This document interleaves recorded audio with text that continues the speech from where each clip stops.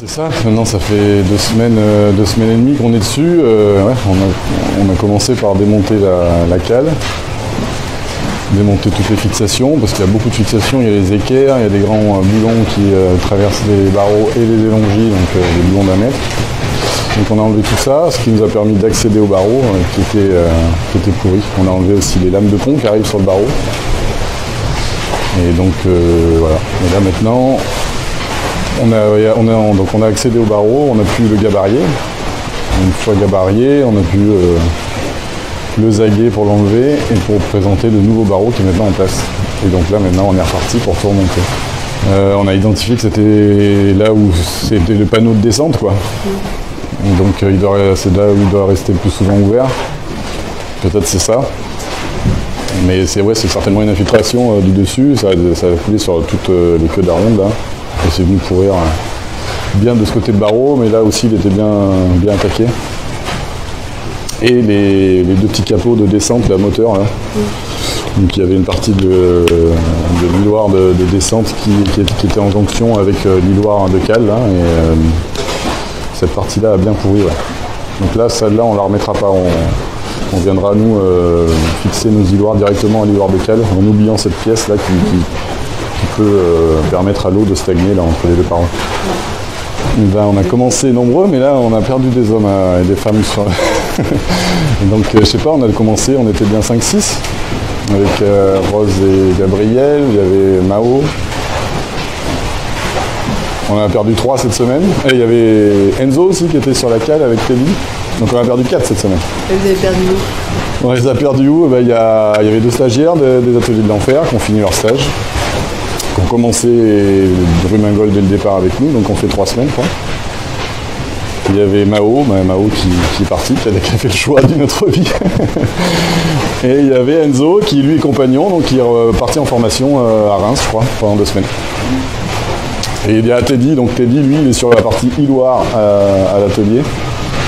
Donc lui, et là il a découpé, donc on s'est aperçu d'une grosse zone de pourri dans les assemblages en fait, qui correspond bien au pourri du barreau là. Donc il est en train de voir tout ça, de faire ses collages, pour refaire les queues d'aronde et remonter tout ça. Ouais, ça c'est un trait de Jupiter, c'est un assemblage voilà, pour allonger une poutre. Pour allonger une poutre au départ, il y avait déjà un barreau avec un trait de jus, donc il avait déjà été remplacé. Là on en a la nécessité parce qu'on ne peut pas changer le barreau dans son entièreté en une seule pièce parce qu'on va jusqu'au plat-bord de part et d'autre. Et donc du coup là on a démonté toutes les lattes du pont du milieu, mais on a laissé à peu près un quart de chaque côté des lattes de pont. Donc on ne peut pas changer le barreau dans son entièreté. Donc là on l'utilise pour pouvoir faire 2 parties et pouvoir rentrer le barreau bien et reposer comme il faut sur les boquières de chaque côté, quoi. Ben pour le barreau, ouais, disons que moi j'ai pris mon gabarit, on le taille et il faut déjà une présentation qu'on appelle à blanc. Ben là c'est pas un collage, on met du bius, mais donc sans bius, sans rien, pour voir s'il rentre.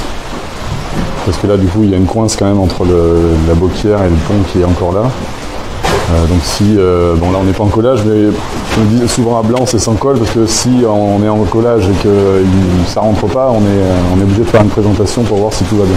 Donc on a présenté pour voir si ça rentrait bien dans l'entaille de la boquière, si on allait bien contre la contre-boquière, si le bouge correspondait bien au pont qui est en place. Et après on vérifie par rapport à nos gabarits si on est bien par rapport à ce qu'on a pris, quoi. Tout l'axe que j'ai noté sur le gabarit, là j'avais noté les longives, si on n'est pas dans les choux, quoi. Donc là on a fait une première présentation et les deux ont été, il n'y a pas eu de retouche, donc c'est bien.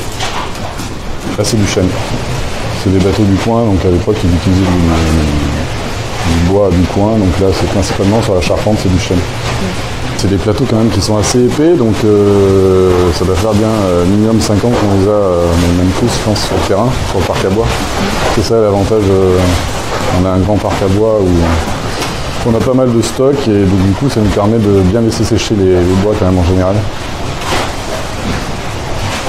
Mais là ils sont beaux, ouais. Il y en a un qui est un peu plus noueux, mais ce qui n'est pas très grave pour ces pièces-là, et celui-là il est beau. Hein. 2 belles pièces quand même. Oui, là on est au cœur du métier, oui. Oui. C'est agréable de faire des chantiers comme ça, parce qu'il y a d'autres chantiers où on est plus, soit dans des bateaux un peu plus floating ou quoi, là on est dans la vraie charpente, enfin moi en tout cas c'est ce que je préfère. Donc non, c'est bien. Ouais.